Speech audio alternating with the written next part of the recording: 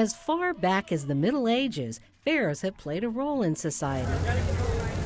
Yes, there's the food. We'll see. Giant pumpkins and ways to do things bigger and better.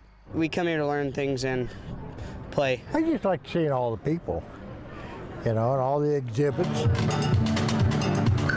Gimmicks and gadgets alike share the stage at the fair, which continues to serve as a show and tell for what's new, what might capture the imagination. Just look up. Just like windmills, time keeps turning. Old technology cycles back. New applications and new ways to tie them together. When I did my first cabin for myself, I didn't know anything.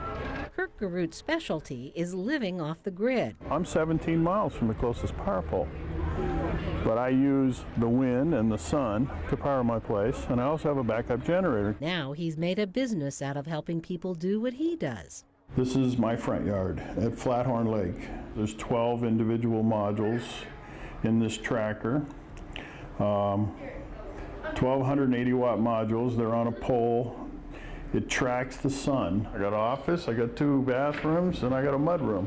Kirk Garut helps each customer tap a mix of wind and solar power and navigate through a maze of challenges and options such as batteries for storage and backup generators. There is no normal.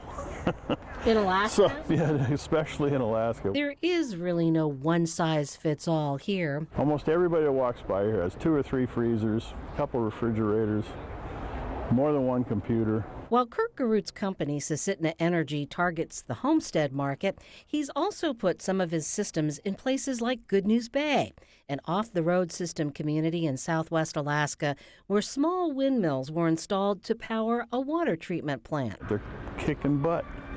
They're spinning constantly.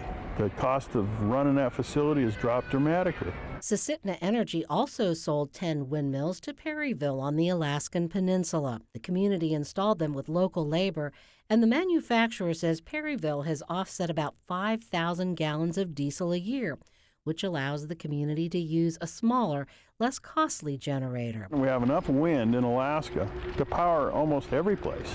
The biggest obstacle is money, and whether investments in small units like these pencil out compared to larger systems that offer an economy of scale. Very, very interesting. But one German visitor to the fair believes small-scale options are needed too, and not as easy to find in his hometown of Dresden. If you are less 10 meters, you don't need permit for this.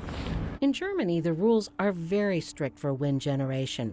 Peter Teichmann has solar panels at his home and wants to expand to include wind generation. He says he hasn't seen small units like these sized for a private home before. I don't hear any noise. No, it's very quiet. The wind and solar systems sold here can also be connected to the grid. Sun comes out, it's running your house. Anything you're not using gets exported to the grid. If you need more than they're producing, you're getting that extra from the grid. So it's a two-way street instead of a one-way street. In fact, the power produced by these windmills is sent to the Matanuska Electric Association, enough to power a booth or two here at the fair. Alternative energy is America's independence, okay? I mean, seriously. With its Purple Mountains majesty, the fair is fertile ground for modern tinkers and problem solvers.